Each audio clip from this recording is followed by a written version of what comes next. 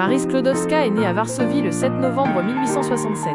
Premièrement, on peut dire qu'elle a eu une enfance difficile, car elle a perdu sa mère et une de ses sœurs à l'âge de 11 ans. En effet, cette tragédie l'a poussée à se consacrer rapidement aux études, puisqu'elle rêvait de devenir scientifique. Ensuite, en 1891, elle a rejoint une autre sœur à Paris, où elle s'est inscrite à la faculté de sciences. Elle y a rencontré Pierre Curie, et elle est tombée amoureuse de lui. Ils se sont finalement mariés le 26 juillet 1895. Après cela, elle a été reçue première au concours pour devenir professeure de physique. Puis, elle a décidé de faire une thèse doctorale sur le rayonnement de l'uranium. Dans cette thèse, elle a utilisé le terme « radioactif » pour la première fois. En 1903, alors qu'elle terminait sa thèse, elle a reçu le prix Nobel de physique.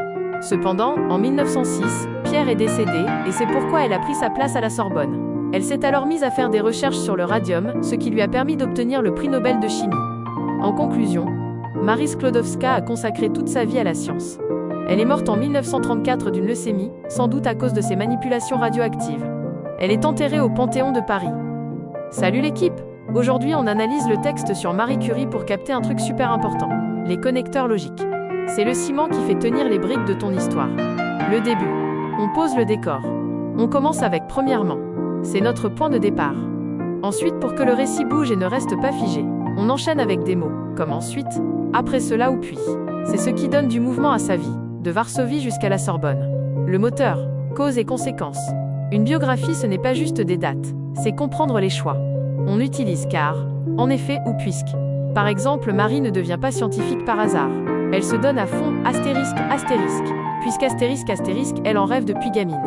Et quand on veut montrer le résultat de son travail, on utilise « c'est pourquoi » ou « ce qui ». C'est la logique du succès. Le twist. L'opposition toute grande vie à ses obstacles. Le mot-clé ici, c'est cependant. Tout roule pour elle. Elle a son Nobel, et là, c'est le drame avec la mort de Pierre. Ce mot, c'est le signal que l'histoire prend un tournant difficile. Le clap de fin. La conclusion. Pour finir en beauté, on lance ça en conclusion. Ça prévient l'auditeur qu'on résume l'essentiel. Une vie entière dévouée à la science jusqu'au bout. En bref. Les connecteurs, c'est ce qui transforme une liste de courses en une épopée.